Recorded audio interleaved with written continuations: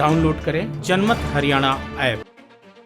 हरियाणा में जल्द ही चुनावी बिगुल बजने वाला है। प्रदेश की एलनाबाद और कालका विधानसभा सीट पर उपचुनाव को लेकर चुनावी गलियारों में चर्चा तेज हो गई है, क्योंकि सरकार ने जहां चुनाव कराने के लिए चुनाव आयोग को खत लिख दिया है। एलनाबाद की सीट किसानों के समर्थन में अभय चौटाला के इस्तीफे देने तो कालका की सीट कांग्रेस विधायक प्रदीप चौधरी के एक मामले में सजा सुनाए जाने के बाद खाली है। 6 महीने में चुनाव कराने जरूरी होते हैं। यह सीट जनवरी के आखिरी सप्ताह में खाली हुई थी, इसलिए अगले साल 4-5 महीने में चुनाव कराए जा सकते हैं। अभी तक चर्चा ये भी थी कि एलनाबाद सीट पर बीजेपी ही चुनाव लड़ेगी, लेकिन अब चुनाव लड़ने के लिए मनोहर लाल सरकार में सहयोगी जेजेपी ने अपना दावा ठोक दिया है। जेजेपी की छात्र इकाई इंसो के राष्ट्रीय अध्यक्ष दिग्विजय सिंह चौटाला ने कहा कि एलनाबाद सीट हमारी परंपरागत सीट रही है, चौधरी देवीलाल की सीट है। गठबंधन में अगर ये सीट यदि जेजेपी को मिलती है तो पार्टी पूरी मजबूती के साथ चुनाव लड़ेगी और जीतेगी भी।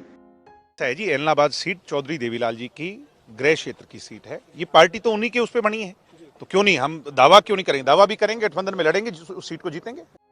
वैसे भी एलनाबाद उपचुनाव का रिजल्ट अभय चौटाला, भूपेंद्र सिंह हुड्डा और दुष्यंत चौटाला तीनों के लिए अहम है। दुष्यंत और हुड्डा कभी नहीं चाहेंगे कि इस सीट से अभय चुनाव जीते।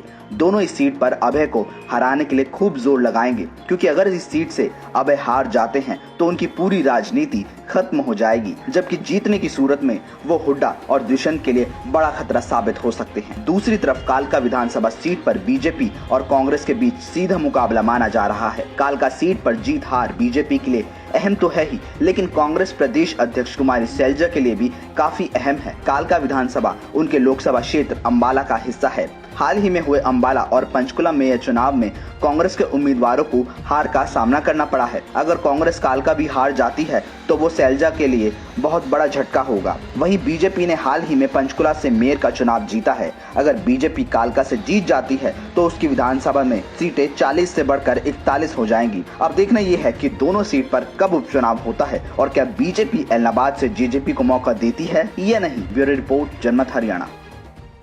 राजनीति के आगे, राजनीति के पीछे, हर हलचल को जानने के लिए हमारे YouTube चैनल जनमत हरियाणा को लाइक करें, सब्सक्राइब करें और अपडेट रहने के लिए बेल आइकन दबाना ना भूलें। देखते रहें जनमत हरियाणा, सच के अलावा कुछ भी नहीं।